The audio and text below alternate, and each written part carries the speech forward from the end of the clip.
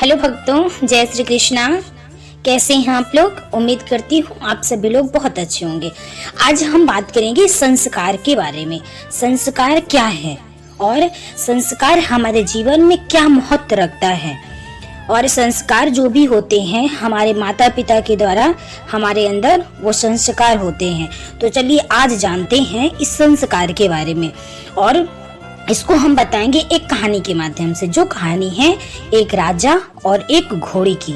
तो चलिए समझते हैं इस कहानी के अंदर क्या है, क्या ये कहानी हमें समझाती है संस्कार के बारे में। तो चलिए चलते हैं अपनी कहानी की तरफ। एक राजा के पास सुंदर घोड़ी थी। कई बार युद्ध में इस घोड़ी ने राजा के प्राण बचाए और घोड़ी राजा के लिए पूरी वफादार थी। कुछ दिनों के बाद इस घोड़ी ने एक बच्चे को जन्म दिया। बच्चा काना पैदा हुआ, पर शरीर हष्ट पुष्ट और सुडौल था। बच्चा बड़ा हुआ। बच्चे ने माँ से पूछा, माँ मैं बहुत बलवान हूँ पर काना हूँ, यह कैसे? इस पर घोड़ी बोली, बेटा जब मैं गर्भवती थी तो पेट में था, तब राजा ने मेरे ऊपर सवारी करते समय मुझे एक कोड़ा मार दिया, जिसके कारण तू काना हो गया। यह बात सुनकर बच्चे को राजा पर गुस्सा आया और माँ से बोला, माँ मैं इसका बदला लूंगा। माँ ने कहा, राजा ने हमारा पालन पोषण किया, तू जो स्वस्थ है सुंदर है उन्हीं के पालन पोषण से तू है। यदि राजा को एक बार गुस्सा आ गया तो इसका अर्थ यह नहीं है कि हम उसे क्षति पहुंचाएं। पर उस बच्चे के समझ में कुछ नहीं आया। उसने मन में ही राजा से बदला लेने की सोच ली। एक दिन यह मौका घोड़े को मिल गया। राजा उसे युद्ध पर ले गया। युद्ध में लड़ते लड़ते राजा एक जगह घायल हो गया। घोड़ा उसे तुरंत उठाकर वापस महल ले आया।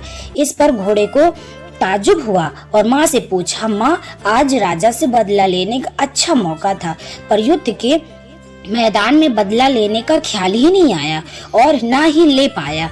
मन ने गवारा नहीं किया। इस पर घोड़ी हंसकर बोली, बेटा तेरे खून में और तेरे संस्कार में धोखा है ही नहीं, तू जानकर तो धोखा दे ही नहीं सकता।